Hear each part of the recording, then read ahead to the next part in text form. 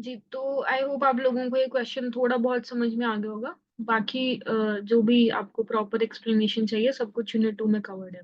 ठीक है, तो उसके बाद आपको ये क्वेश्चन क्या था, कैसे इसका आंसर होना था, वो सब कुछ समझ में आ गया। ठीक है, कोई डाउट अभी के लिए? तो मैम राइट, तो इसका आंसर 4 था, एक बार चेक कर लेते हैं। 1007।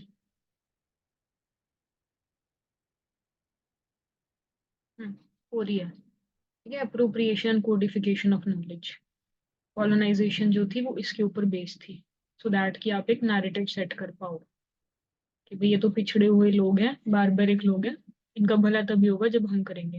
And it was also about constructing एक ऐसी मतलब अनचेंजेबल आइडेंटिटीज क्रिएट कर देना जो कि स्टैटिक है in time in space etcetera.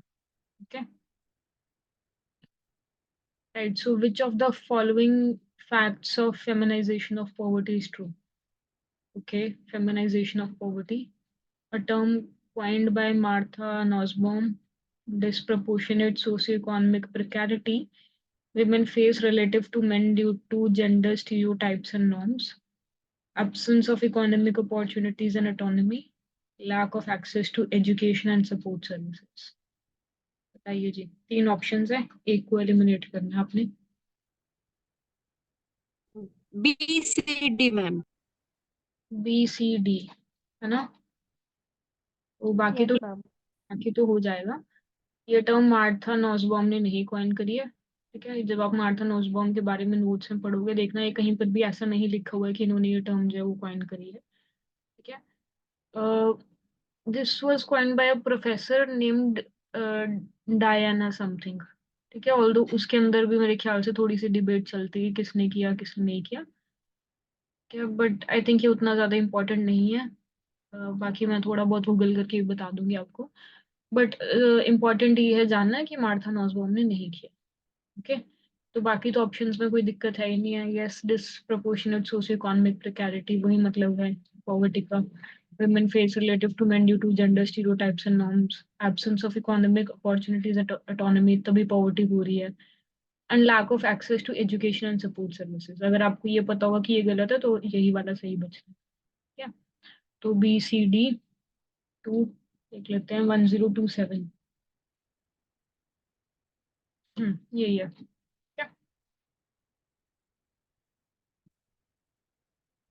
Okay, assertion and reason. The emerging technologies, while improving our lives in many ways, have created the digital divide. Okay, most women are engaged in the domestic and informal sector work environment. बताइए जी, कौन सा सही लगता है आपको?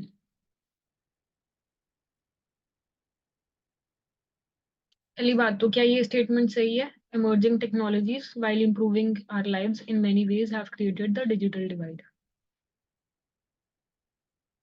क्या मतलब होता है डिजिटल डिवाइड का? इनइक्वल एक्सेस भी है और लोगों को यूज करना भी नहीं आता है क्योंकि उसकी नॉलेज नहीं है। तो एजुकेशन का भी एक एस्पेक्ट है। करेक्ट, तो ये बात तो सही है कि भाई जहाँ जो टेक्नोलॉजीज हैं उन लोगों ने हमारी लाइफ को बहुत ज्यादा बेहतर कर दिया, बहुत ज्यादा आसान कर दिया। लेकिन जो लोग उन टेक्नोलॉजीज को एक्सेस नहीं कर पाते हैं उनके लिए आपने और ज्यादा मुश्किलें क्रिएट कर दी। राइट, तो ये डिजिटल डिवाइड है और ये बात बिल्कुल सही है, तो ये स्टेटमेंट तो करेक्ट है। अब जो दूसरी स्टेटमेंट करेक्ट भी होनी चाहिए और इसका रीजन भी होना चाहिए। तो रीजन के तौर पे वो बोल रहे हैं most women are engaged in the domestic and informal sector work environment. क्या पहली बात ये स्टेटमेंट सही है कि most women are engaged in informal sectors? Yes नहीं मैम। मैम। हाँ, नहीं किसने बोला? मैम मैंने बोला। क्यों, आपको क्यों लग रहा है ऐसा? मैम अगर हम डोमेस्टिक वर्क की बात करें हम्म। और इनफॉर्मल की बात करें तो थोड़ा प्रपोर्शन ठीक है, इनफॉर्मल सेक्टर में एग्रीकल्चर आ जाता है। हम्म। पर apart from that formal sector में भी बहुत सारी औरतें काम करती है। ओके, बहुत सारी औरतें काम करती हैं पर ज्यादा औरतें अगर आप परसेंटेज बेसिस के ऊपर देखोगे तो वो इनफॉर्मल सेक्टर में। बस देखो, yes ma'am. Basic okay logic ma'am. यही है ना कि एजुकेशन होना, ठीक है, रिसोर्सेज होना, वही सारी चीजें आपको फॉर्मल सेक्टर तक लेके जा पाएंगी। और हमें पता है वुमेन के पास जो है इक्वल एक्सेस टू एजुकेशन और बाकी रिसोर्सेज नहीं है, तो दैट्स वाई ज्यादातर वुमेन कहाँ पे कॉन्सेंट्रेटेड होते हैं, इनफॉर्मल सेक्टर के अंदर। तो एग्रीकल्चर आपने एक बहुत अच्छा एग्जाम्पल दिया इसका। एग्रीकल्चर रूरल एरियाज के लिए, अर्बन एरियाज में बाकी जगहों पे इनफॉर्मल सेक्टर्स के अंदर, चाहे वो कंस्ट्रक्शन में क्यों ना हो, चाहे वो फॉर इंस्टेंस आप स्ट्रीट वेंडर्स को ले लो, ठीक है, बहुत सारे ऐसे बिजनेसेस जो कि इनफॉर्मल तरीके से काम करते हैं, ठीक है। जैसे कि फॉर इंस्टेंस छोटी मोटी चीजें, कोई छोटी सी दुकान होना, किसी ने जो है अपना चाय का स्टॉल लगा लिया, कोई खाने का स्टॉल लगा लिया, तो ये सारी चीजें इनफॉर्मल सेक्टर के अंदर।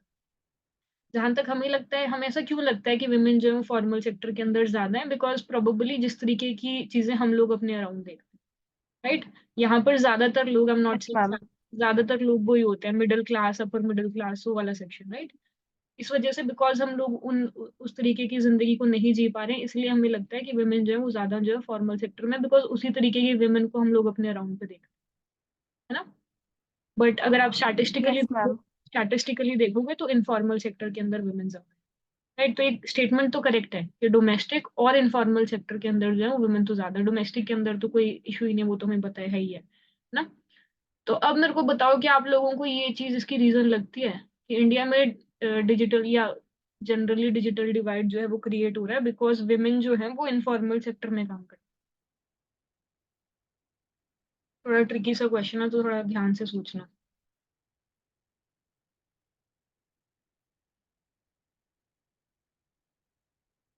कम से कम ये तो हम एलिमिनेट कर सकते हैं दोनों, बिकॉज हमें पता है कि दोनों स्टेटमेंट करेक्ट तो है। तो आंसर इन दोनों में से कोई एक होना चाहिए। R is the correct explanation, R is not the correct explanation. क्या लगता है आप लोगों को?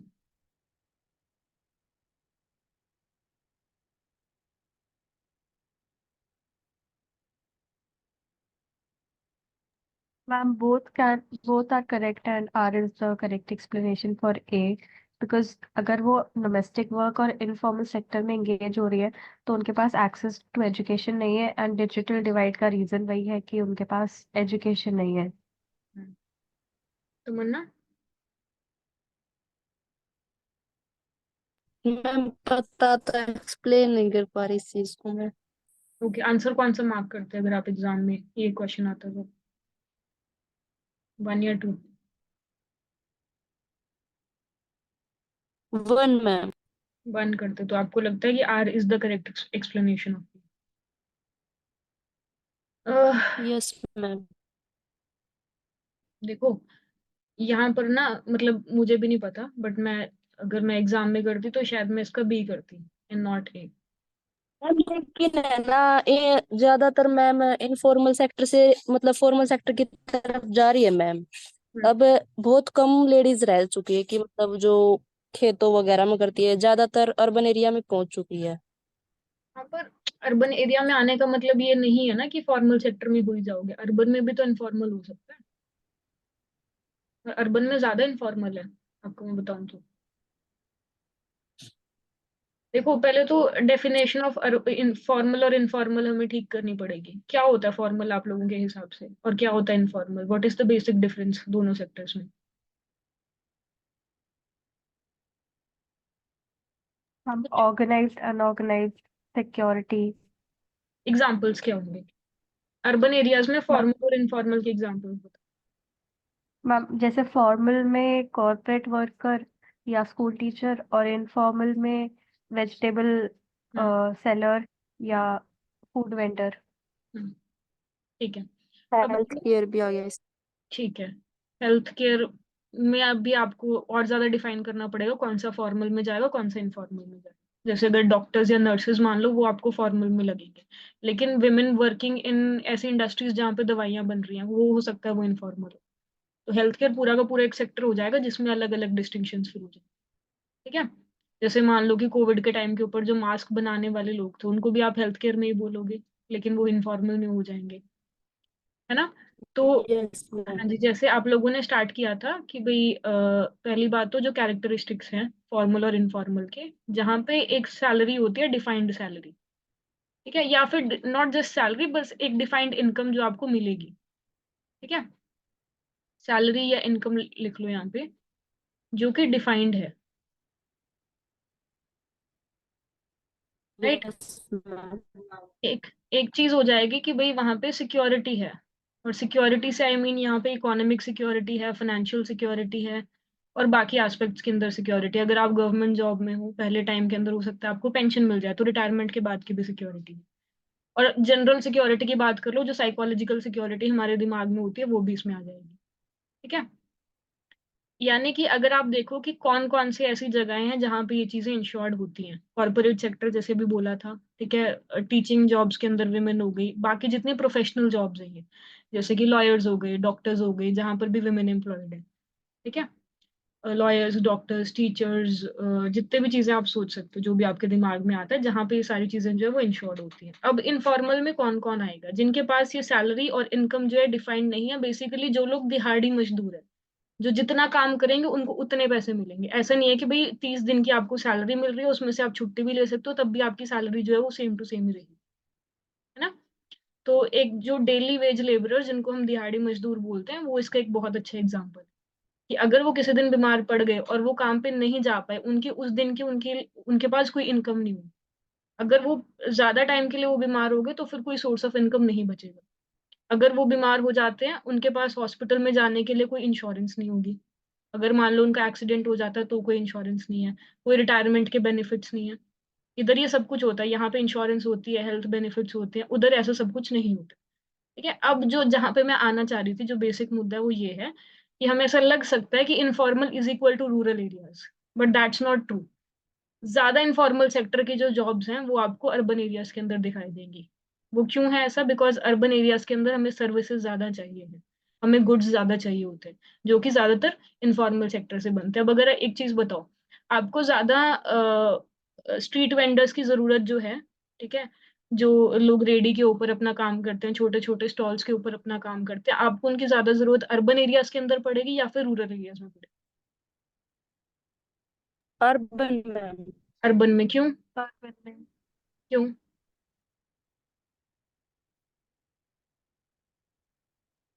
मैम क्योंकि मार्केट है वहाँ वहां पे उस चीज मार्केट, का। हाँ। वहां पे मार्केट है, वहां पे पॉपुलेशन ज्यादा है, ज्यादा पॉपुलेशन कॉन्सेंट्रेटेड अर्बन एरियाज के अंदर है। ठीक है, लोग माइग्रेट करके रूरल से अर्बन में ही तो आते हैं, अर्बन से रूरल तो कोई नहीं जाता। तो जहाँ पे ज्यादा पॉपुलेशन नहीं। कॉन्सेंट्रेटेड है, वहां पे आपको ज्यादा सर्विसेज की जरूरत पड़ेगी। राइट, वहां पे अब गांव में ऐसे तो, गांव में तो ये चीज पॉसिबल है कि आप लोग जा करके, अगर आपके पास छोटा सा भी गार्डन होगा, वहां पे सब्जियां लगा लोगे, आप वहां से सब्जी तो तोड़ सकते हो। हालांकि नॉट ऑलवेज ट्रू, पर ये चीज पॉसिबल तो है ना। On the other hand, urban areas के अंदर जो है आपके पास इतना ज्यादा वर्क है, वर्क से रिलेटेड स्ट्रेस है, स्पेस की कमी है, पैसों की भी हो सकता है कमी है, बिकॉज अर्बन एरियाज में जो है ज्यादा आपका एक्सपेंसेस जो है वो ज्यादा होते हैं, बिकॉज हर एक चीज आपको बाय करनी पड़ती है। तो वहां पे आपको इस तरीके के लोगों की ज्यादा जरूरत पड़ेगी, जो आपके घर तक आपको सब्जी ला करके दे सके, है ना। या फिर बाकी सारी यस चीज, मैम। जहाँ पे मान लो कि आपके पास खाना बनाने का टाइम नहीं है, तो फिर आप क्या देखोगे कि भाई मैं बाहर जा करके कुछ खा लूं, है ना। तो आप हो सकता है छोटे छोटे रेस्टोरेंट्स जो आपके घर के पास में हैं, छोटे छोटे जो स्ट्रीट वेंडर्स मिलते हैं, आप वहां से फूड स्टॉल से जा करके कुछ खा लो। और बहुत सारे लोग अर्बन एरियाज में उनकी इनकम्स कम है। हम लोगों को लगता है कि मिडिल क्लास बढ़ती चली जा रही है, तो फिर लोगों की इनकम सिक्योर हो रही है, वो बात ट्रू है, लेकिन अभी भी बहुत बड़ा सेक्टर ऐसा है जिनकी इनकम्स अभी भी कम है, जो मिडिल क्लास में नहीं आते, जिसको हम लोअर मिडिल क्लास या फिर आप लोअर क्लासेस बोल सकते हैं।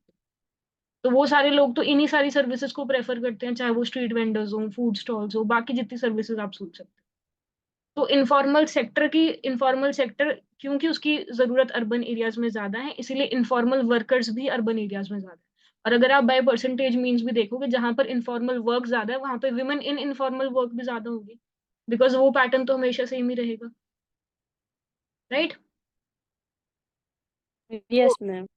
वो चीज है कि भाई इनफॉर्मल वर्कर्स ज्यादा अर्बन एरियाज के अंदर है, बिकॉज पॉपुलेशन वहां पे कॉन्सेंट्रेटेड है, वहां पे ज्यादा सर्विसेज की जरूरत पड़ती है, और इसी वजह से वहां पे आपको विमेन भी इनफॉर्मल सेक्टर में ज्यादा दिखने को मिलेंगे। और क्योंकि विमेन इनफॉर्मल सेक्टर में ज्यादा है, इसलिए पॉवर्टी, आप इलिटरेसी, सब कुछ जो है वो इनफॉर्मल विमेन में आप ज्यादा देखोगे इन अर्बन एरियाज। ठीक है, बिकॉज ये एक विशियस साइकिल बन जाती है। आप इनफॉर्मल सेक्टर में हो क्योंकि आप एजुकेटेड नहीं हो उतने ज्यादा, आपके पास उतनी ज्यादा स्किल्स नहीं है, और फिर फर्दर क्योंकि आप इनफॉर्मल सेक्टर में हो तो आपके पास स्किल्स नहीं है, बिकॉज आपके पास अब वो इनकम नहीं रही जहां से आप स्किल्स को बाय कर सको, कोई एजुकेशन को अवेल कर सको, कोई कोर्सेज बाय कर सको। राइट, तो ये जो साइकिल है ऑफ पॉवर्टी और इनफॉर्मल सेक्टर, ये हमेशा चलती रहती है। फाइन, एनीवेज ये बहुत ज्यादा बड़ी डिस्कशन होगी, बट आई होप आप लोगों को समझ में आओगे। नाउ कमिंग बैक टू जो हमारा बेसिक मुद्दा था, क्या ये इसका रीजन है?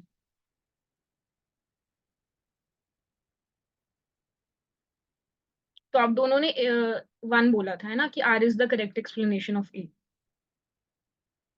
मुझे यस ऐसा मैम। लगता है, हो सकता है मैं गलत हूँ, पर मुझे ऐसा लगता है कि इसका बी होना चाहिए। बिकॉज ऐसा सा क्वेश्चन 2-3 साल पहले मैंने देखा था, क्या उसमें ना वही सेम लॉजिक है मेरे ख्याल से, कि इसमें कहीं पर भी जेंडर की बात तो नहीं करी गई, विमेन स्पेसिफिक बात तो नहीं करी गई, ये तो जनरल सी स्टेटमेंट है, right? emerging technologies while improving our lives, just says our lives, किसकी लाइफ वो नहीं डिफाइन कर रहे हैं, क्या वो वुमेन स्पेसिफिक पूछ रहे हैं? नहीं, वो सिर्फ नॉर्मल स्टेटमेंट दे रहा है, have created the digital divide. तो अगर तो ये विमेन के लिए पूछता तो हम बोल सकते थे कि हाँ, क्योंकि विमेन इनफॉर्मल सेक्टर में है, उनके पास इनकम ज्यादा नहीं है, एजुकेशन स्किल्स लिटरेसी ज्यादा नहीं है, इसलिए वो टेक्नोलॉजी को ना एक्सेस कर सकते हैं और ना यूज कर सकते हैं, उस वजह से विमेन जो है वो डिजिटल डिवाइड ज्यादा फेस करें। बट यहाँ पर कहीं पर भी ये स्टेटमेंट जो है वो जेंडर की बात नहीं कर रही है, और जबकि सेकंड स्टेटमेंट सिर्फ और सिर्फ जेंडर बेसिस के ऊपर जो है लॉजिक दे रही है इनफॉर्मल सेक्टर में। तो मेरे हिसाब से इसका खैर ये आंसर जो है वो बी होना चाहिए, that R is not the correct explanation of A. लेकिन यू नेवर नो एनटीए क्या कर दे, तो एक बार हम इसको चेक कर लेते हैं। 1057।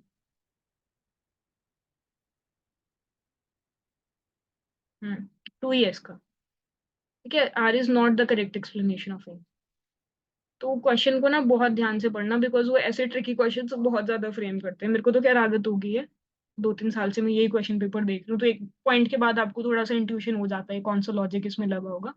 और आप लोगों को एग्जाम भी देना, तो क्वेश्चन को हमेशा ध्यान से पढ़ो। ठीक है, ओके। नेक्स्ट स्टेटमेंट इज, एक मिनट रुक जाओ यार, मैं इसका चार्जर ले आऊँ।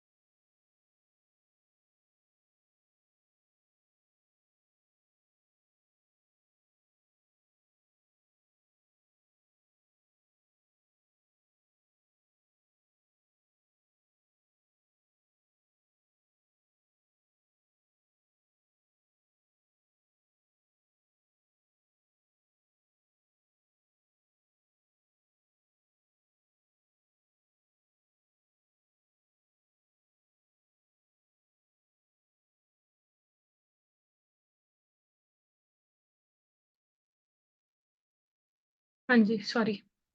So next question is, which of the following statement is true about interviewing technique in feminist research? Okay, research methodology. Respondents are passive vessels of answers. Interviews involve co-construction of experiential reality. Interviews break hierarchical relationship between research and researched. Okay. Interviews are always objective. Okay. करो जी attempt. दो statements हैं, दो सही हैं, दो गलत हैं। Interview technique लेकिन इन फेमिनिस्ट रिसर्च।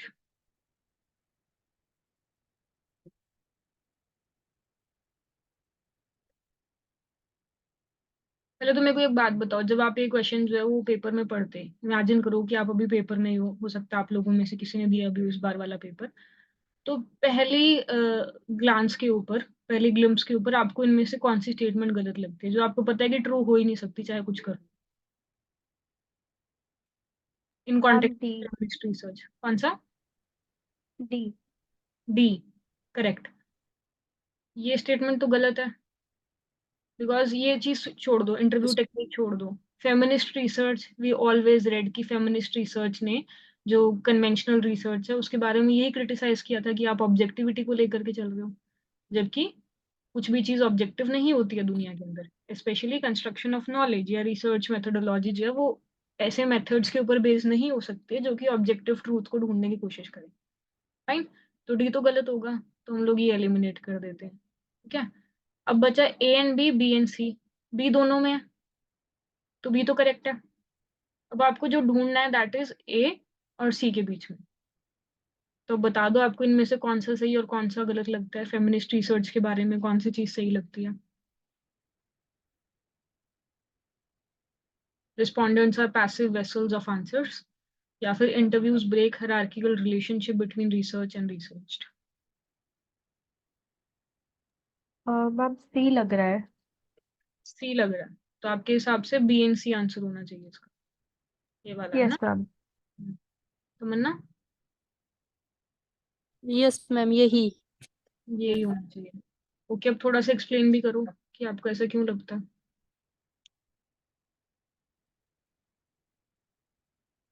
मैम क्योंकि केस स्टडी जो है मतलब इंटरव्यू जो है हम्म। टेक्निक, हम्म। उसमें रिस्पोंडेंट पैसिव वेसल नहीं होता, एक्टिव वेसल होता है। आप फेस टू फेस इंटरव्यू करो या ऑनलाइन भी लो तो उसका एक्टिव पार्टिसिपेशन होता है। हम्म। एंड अगर हम इंटरव्यू केस स्टडी टेक्निक से सोचे हम्म। तो उसमें हायरार्किकल रिलेशनशिप नहीं होता। आप इन डेप्थ नॉलेज के लिए जा रहे हो अगर, तो वो रिलेशनशिप चेंज हो जाता है। हम्म। तो इसलिए मुझे लगता है बीएलसी होना चाहिए। दैट इज सबसे बड़ी एक्सप्लेनेशन। इसका आंसर भी मेरे हिसाब से यही होना चाहिए। देखो, इसमें जो स्टेटमेंट सबसे ज्यादा मुश्किल थी ना, वो थी मेरे हिसाब से बी वाली स्टेटमेंट। ठीक है, अगर आप बी डिफाइन कर पाते, जो करने की जरूरत नहीं पड़ी, तो बाकी आंसर हो जाता। Interviews involve co construction of experiential reality. What do we mean by co construction? जब हम किसी चीज को बोलते हैं, हम उसके साथ को जो है वो हम सफिक्स लगा देते हैं, को फाउंडर ऑफ समथिंग, ठीक है, को एडिटर, को कंस्ट्रक्टर। तो फिर क्या मतलब होता है इस चीज का? हम साथ में, हाँ, इन कोऑर्डिनेशन विद।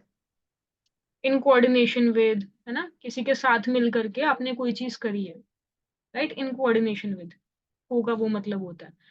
तो जब हम कोई इंटरव्यू कंडक्ट कर रहे होते हैं, मोर ऑफन देन नॉट, अगर वो ग्रुप इंटरव्यू नहीं है तो दो लोग होंगे उसके अंदर, एक जो इंटरव्यू ले रहा है और एक जो इंटरव्यू दे रहा है। तो इसका मतलब यहाँ पे को कंस्ट्रक्शन का मतलब होगा कि ये इन दोनों के रिलेशनशिप की बात कर रहे हैं, है ना, कि ये दोनों साथ में मिल करके जो है किसी क्वेश्चन का आंसर ढूंढने की कोशिश करें। तो फेमिनिस्ट रिसर्च इसी की तो बात करती है। अगर आपको याद होगा, एक तो यार मेरे को आजकल बुक्स के नाम बहुत भूल रही हूँ। एनीवेज, मतलब फेमिनिस्ट रिसर्च जनरली किस चीज की बात करती है कि विमेन की जो रियलिटी है, विमेन के जो एक्सपीरियंसेस हैं, ठीक है, जो रिसर्चर खुद है उसके वो एक्सपीरियंसेस भी बहुत ज्यादा इंपॉर्टेंट है। बिकॉज याद करो, रिसर्च मेथोडोलॉजी जब हम लोग डिस्कस कर रहे थे, कि जो कन्वेंशनल रिसर्च है वो ये बोलती है कि जो रिसर्चर का खुद का जो रोल है ना, वो मिनिमल होना चाहिए, उसको खुद को इन्वॉल्व होने की जरूरत नहीं। On the other hand, feminist research ने इसी चीज को काउंटर किया था और ये बोला था कि वुमेन के एक्सपीरियंसेस हर जगह पे इंपॉर्टेंट है। अगर रिसर्चर खुद के भी एक्सपीरियंसेस को इंक्लूड करेगी तो हम लोग जो है better understanding of that reality के ऊपर पहुंच सकते, राइट। तो यही ऑप्शन बी यही बोल रहे हैं, interviews involve co construction of experiential reality. For instance, जैसे मेरे को याद है एक दिन जब मैं पीएचडी में थी, तो क्लास में कुछ ऐसा ही टॉपिक चल रहा था कि कोई एग्जाम्पल दे रहा था किसी एक इंटरव्यू का, जहाँ पे उन्होंने बोला कि हम लोग इंडिया में जो मार्क्सिस्ट या नेक्सलाइट मूवमेंट्स हुई हैं उसके अंदर अगर हम वुमेन के रोल को एनालाइज करें इंटरव्यू मेथड के थ्रू, ठीक है, तो कोई इस तरीके का एग्जाम्पल दे रहा था और उन्होंने क्वेश्चन पूछा, ठीक है, और सामने से कोई जवाब आया और उसी आंसर के बेसिस के ऊपर जो है फर्दर नैरेटिव जो है वो सेट होता है। ठीक है, मतलब मैं अच्छे से एक्सप्लेन नहीं कर पा रही हूँ उसको बिकॉज बहुत पुरानी बात है, बट कहने का मतलब ये है कि भाई जब हम किसी एक इंटरव्यू वाली सेटिंग के अंदर होते हैं, बहुत सारी चीजें जो हैं वो इस चीज के मतलब आपके आंसर्स जो हैं वो इस चीज के ऊपर डिपेंड करेंगे कि उस सेटिंग के अंदर किस तरीके की एनवायरनमेंट जो है वो क्रिएट हुई।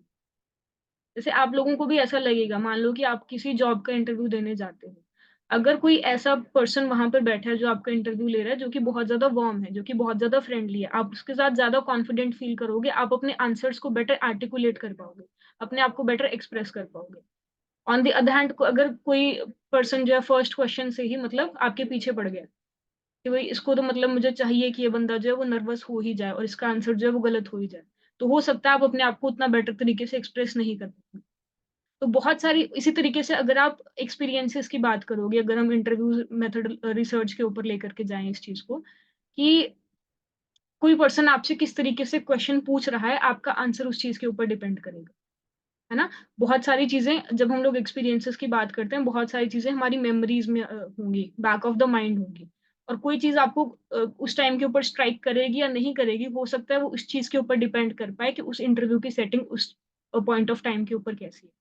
तो यानी कि जो रिसर्च के अंदर अल्टीमेटली निकल करके आएगा वो ऑब्जेक्टिव नहीं है, कि कोई एक ट्रूथ नहीं था जो आपने उस रिसर्च के अंदर निकाल दिया, क्योंकि वो तो उस चीज से शेप हो गया ना कि वो इंटरव्यू किस तरीके से कंडक्ट हुआ है। राइट, समझ में आ रहा है आप लोगों को? Yes ma'am. Hmm. Yes ma'am. वो मतलब है फेमिनिस्ट रिसर्च इसी चीज की बात करता है कि कोई भी ऑब्जेक्टिव ट्रूथ नहीं है। और ये वाला उस पूरे से आपको समझ में आ गया होगा कि कहीं पर भी रिस्पोंडेंट्स जो है वो वहां पे पैसिव वेसल नहीं है कि जिनसे आप कुछ भी पूछ रहे हो वो आपको कुछ भी जवाब दे रहे हैं, आप जो वहां पर डोमिनेट कर रहे हो। वो एक्टिव वेसल्स हैं उस टाइम पीरियड के दौरान जब भी हम लोग ये इंटरव्यू जो है वो ले गए। ठीक है, और कमिंग बैक टू दिस कि भाई ये को कंस्ट्रक्शन ऑफ एक्सपीरियंशियल रियलिटी है, जहाँ पे बहुत सारी चीजें इसी चीज के ऊपर डिपेंड हो रही थी कि रिसर्चर और जिसके ऊपर रिसर्च करी जा रही थी, जो पार्टिसिपेंट था, उन दोनों के बीच का रिलेशनशिप जो था वो किस तरीके का था। और इसी वजह से कोई भी ऑब्जेक्टिव ट्रूथ नहीं होता, चीजें सब्जेक्टिव होती हैं। यही फेमिनिस्ट रिसर्च का जो है बेसिक मुद्दा है। राइट। और यही चीज इसी से जुड़ी हुई है, interviews break hierarchical relationship between researcher and researched. जो कन्वेंशनल रिसर्च है उसके अंदर जो रिसर्चर है उसको एक डोमिनेंट पोजीशन दी गई थी कि आप वो पर्सन हो जो दूसरों के ऊपर रिसर्च कर रहा है, रादर देन कि रिसर्च जो है वो सबकी पार्टिसिपेशन का एक पॉइंट बने, है ना। तो फेमिनिस्ट रिसर्च जो है इस इक्वालिटी की बात करती है between the research and the research, और इसी वजह से जो हायरार्किकल रिलेशनशिप है उसको तोड़ने की कोशिश करती है। फाइन। तो एक यही आंसर जो था वो यहाँ पे गलत था, बाकी मतलब ए भी गलत था बिकॉज यहाँ पे पैसिव था, हमने इसको ठीक कर दिया, एक्टिव कर दिया यहाँ पे। और जो सही हुए अल्टीमेटली वो हो गया आपके बीएनसी। एक बार इसको चेक कर लेते हैं। 1031 यही है इसका टू। ठीक है, काफी इंटरेस्टिंग क्वेश्चन था ये। Okay. Who conceptualized power as capillary flowing throughout the system, like blood in the capillaries of our body? Okay, Michael Foucault, Hannah Arendt, Judith Butler, Catherine McKinnon. बताइए।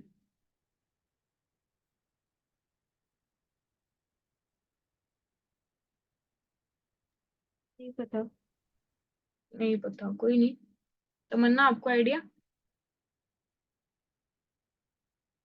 नो मैम, सुना ही नहीं है। Okay, देखो statement तो as it is मैंने भी नहीं पढ़ी, पर मेरे को पता है कि पावर की बात जो है, पावर के ऊपर 20th सेंचुरी में सबसे ज्यादा अगर किसी ने काम किया तो दैट वाज माइकल फूको। कि आप इनके बारे में गूगल थोड़ा सा करोगे तो आपको समझ में आ जाएगा। तो मेरे हिसाब से इसका वही आंसर होना चाहिए, गोइंग बाय दिस लॉजिक। पर इसको देख लेते हैं। 0971 यही है इसका। क्या? Michael Foucault. Okay. What is the propose name of new criminal procedure code? ओ भाई साहब, ओके। भारतीय न्याय संहिता, भारतीय नागरिक, नॉट इवन नागरिक, नागरिक न्याय संहिता, भारतीय नागरिक सुरक्षा संहिता, भारतीय साक्ष्य अधिनियम। बताइए जी, पढ़ा आप लोगों ने इसके बारे में? जो हमारी बहुत ही ज्यादा एनलाइटेंड सरकार जो है कलोनियल लेगेसीज को हटाने की कोशिश कर रही है नए कानूनों के थ्रू।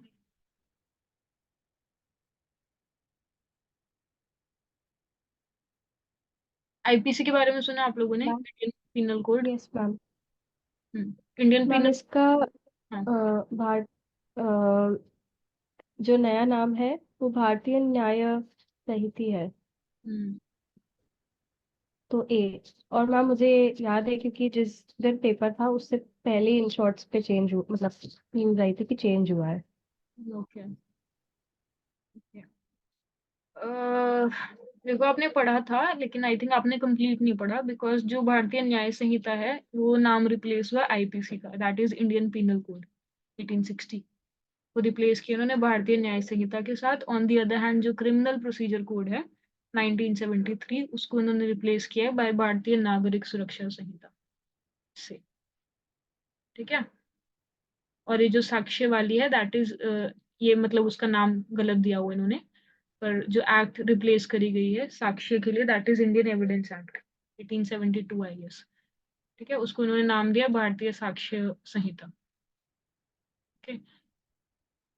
देखो ये जो बेसिक डिस्टिंक्शन है आईपीसी को और सीआरपीसी को, ऑल्दो आई डोंट नो यहाँ पे इसको पूछने की भी क्या जरूरत थी, और वो भी इतना ब्रॉडली, अगर आपको पूछना था तो कुछ वुमेन स्पेसिफिक पूछ लेते। Anyways IPC means Indian penal code. ठीक है, जो कि बेसिकली ये बताता है कि भाई कौन से गुनाह के लिए कौन सी सजा हो सकती है, अलग अलग गुनाहों को डिफाइन करता है। जैसे हम बोल देते हैं कि आईपीसी 302 का मतलब है, मतलब section 302 of IPC deals with murder, कि मर्डर के लिए आपको क्या सजा हो सकती है। ठीक है। On the other hand, IPC 307 deals with attempt to murder. Okay. और फिर आ जाएगा आपका, ये लास्ट क्वेश्चन होगा बस आज का, तो हम इसको थोड़ा डिटेल में डिस्कस कर लेते हैं। ठीक है। अगर हम वुमेन स्पेसिफिक बात करें, 375 किसके साथ डील करता है, अगर आप लोगों ने पढ़ा हो तो, किसी ने लॉ वाली यूनिट देखी हो। What does 498A deals with? What was 377? और थोड़ा सा आउट ऑफ कॉन्टेक्स्ट जाते, व्हाट वाज 295A? देखो 377 था रेप आईपीसी में, 498A डोमेस्टिक वायलेंस। ठीक है। 377 था होमोसेक्सुअलिटी, जिसको बाद में सुप्रीम कोर्ट ने डिक्रिमिनलाइज किया था। 295A जनरली हेट स्पीच के बारे में होता है, आजकल जिस तरीके की हेट स्पीचेस चलती रहती हैं तो ये काफी न्यूज में रहता है। ठीक है।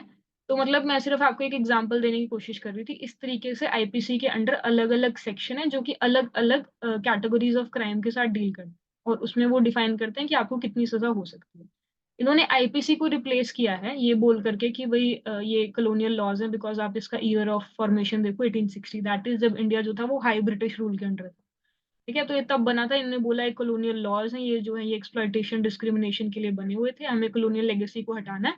तो हम जो है नया नई एक्ट लेकर के आते हैं, जिसको हम बोलेंगे भारतीय न्याय संहिता 2023। ठीक है, तो आईपीसी को रिप्लेस किया इन्होंने भारतीय न्याय संहिता के साथ। अब एक चीज है जो आईपीसी से अलग है, that is CrPC, that is criminal procedure code, CrPC. ये ओरिजिनली जो थी ये 1908 में आई थी, पर बाद में इसको जो था पोस्ट इंडिपेंडेंस, इसमें बहुत ज्यादा चेंजेस किए गए थे इन द ईयर 1973। ठीक है, जिसकी वजह से हम आज इसका ईयर जो है वो 1973 ही मानते हैं, ऑल्दो कॉलोनियल टाइम्स के ऊपर ही पहली बार इसको देखा गया था। अब आईपीसी और सीआरपीसी में फर्क क्या है? जहां आईपीसी जो है वो अलग अलग क्राइम्स की सजा बताती है, सीआरपीसी बताती है हमें प्रोसीजर्स के बारे में। जब हम लॉ को इनैक्ट करने की कोशिश करते हैं, ठीक है, हम लॉ का पालन करने की कोशिश करते हैं, तो उसके अंदर जो है अलग अलग प्रोसीजर्स क्या हो सकते हैं, जैसे कि कोर्ट के अंदर जो है प्रोसीजर क्या हो, राइट, कि भाई और बाकी जो प्रोविजन रिलेटेड हैं क्रिमिनल एक्टिविटीज के साथ, उसके बाद मतलब कौन कौन सी चीजें जो हैं वो इनफोर्स आएंगे और उनके लिए क्या क्या प्रोविजन होगा। फॉर इंस्टेंस कि बेल के क्या प्रोविजन हो सकते हैं, ठीक है, किसको कौन सी सिचुएशन में बेल मिलेगी, कौन सी सिचुएशन में बेल नहीं मिलेगी। ठीक है, कौन कौन सी ऐसी कैटेगरीज ऑफ क्राइम्स हो सकते हैं जहां पे आपको वकील भी नहीं मिलेगा, राइट। फिर जैसे कुछ एक एक्ट्स हैं जो सीआरपीसी में से ही निकलती हैं, जैसे नेशनल लीगल सर्विसेज एक्ट जो है, नालसा वाली जिसको हम एक्ट बोलते हैं, जो कि पुअर लोग जो है उनको फ्री लीगल एड देने की कोशिश करती है। तो इस तरीके की जितने भी प्रोसीजर्स और प्रोविजंस हैं जो कि कानून का पालन करते टाइम हमें जिनके बाद जिनकी जरूरत पड़ेगी, जिन प्रोविजंस की, जिन प्रोसीजर्स की, वो सब कुछ जो है वो सीआरपीसी के अंडर आता है। जैसे जब कोर्ट जो है वो किसको लेकर के जाना है, किसको मैजिस्ट्रेट के सामने पेश करना है, कब पेश करना है। ठीक है, और वही जो बेल के प्रोविजंस है प्रीडोमिनेटली उसके साथ डील करते हैं, तो दैट इज सीआरपीसी 1973। अब इन्होंने इसको भी रिप्लेस किया है, ठीक है, बाय बाय भारतीय नागरिक सुरक्षा संहिता।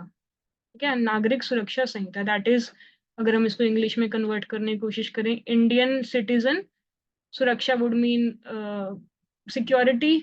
ठीक है, या जो भी है, but anyways yes ma'am. Hindi में इसका नाम हो गया आपका भारतीय नागरिक सुरक्षा संहिता।